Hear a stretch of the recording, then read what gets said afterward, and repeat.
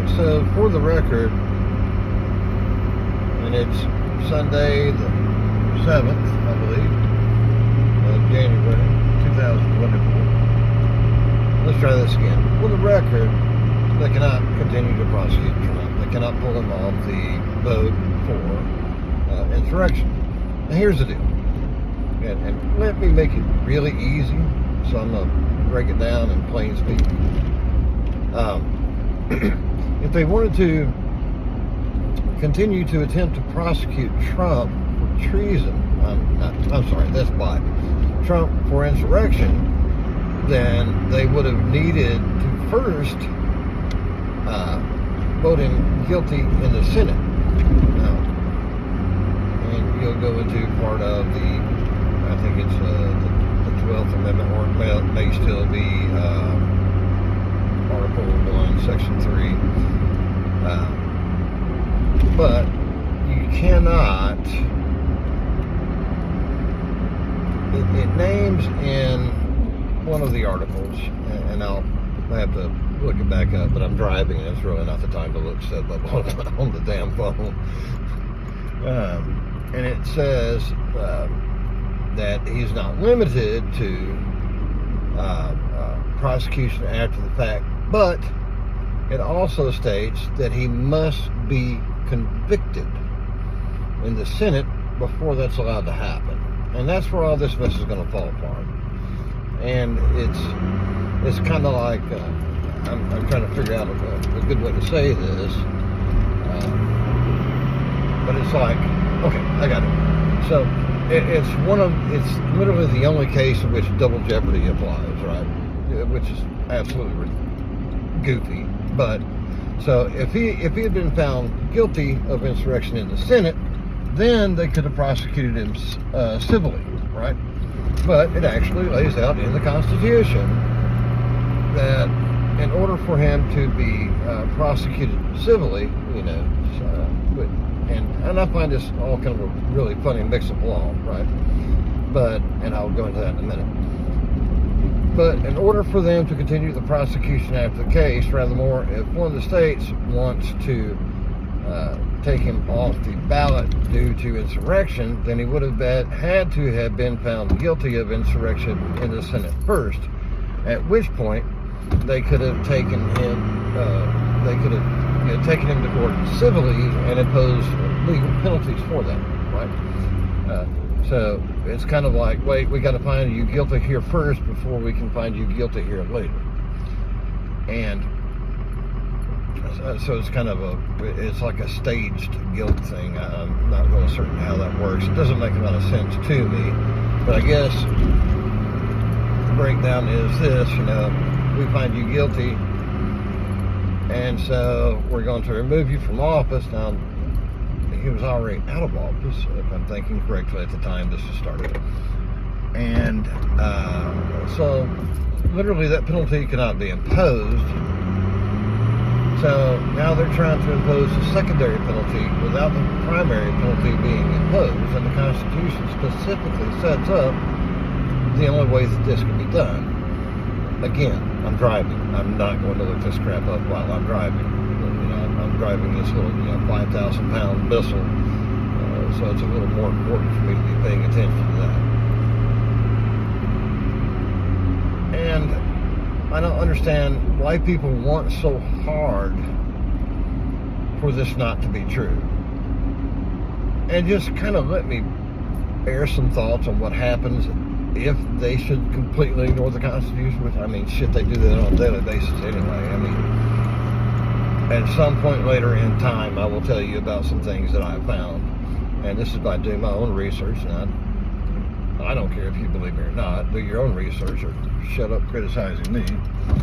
I lost my train of thought. Again, driving a 5,000-pound missile. A touch more important. So, right.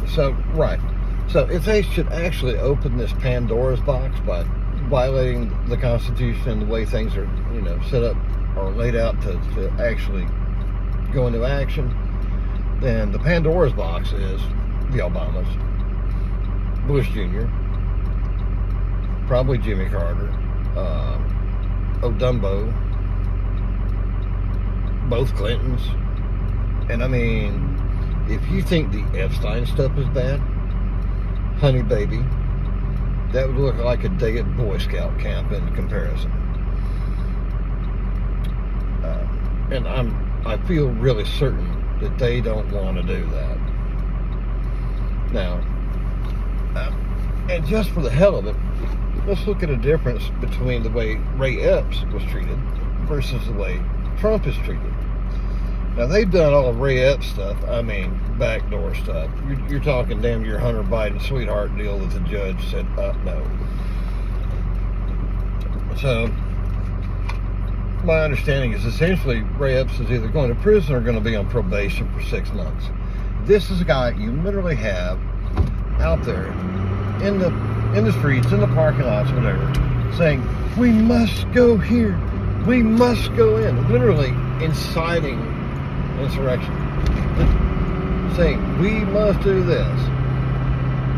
Okay, so you have a person literally, telling people to go in, to commit, sure as hell, not a felony, but it's simple trespass. And I'm sorry, government housing does not need to get, it's a government building. So what? Who cares? Guess who paid for it? It's simple trespass. The end, period. Telling them to commit simple trespass. And then, so he gets this sweetheart from Hellville. And meanwhile, you've got grandma walking around the frickin' tundra taking pictures. People taking pictures of them shaking hands with cops and literally being guided around by the DC police because it's a daggum labyrinth.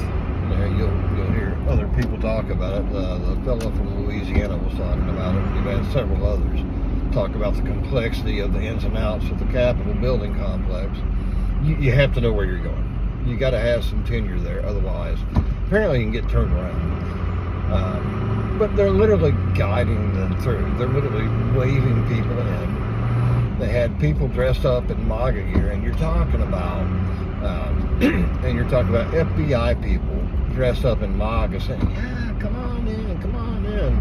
So you got these people literally held in jail for 3 years, a little bit, going on 3 years, a little change now, without an attorney, without charges actually being pressed.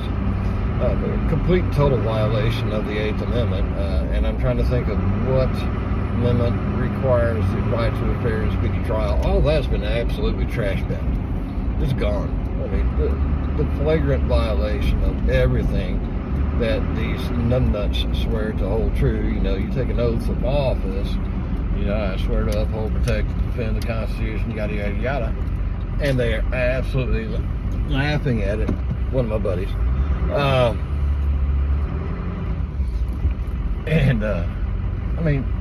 It is a crap show of the highest order.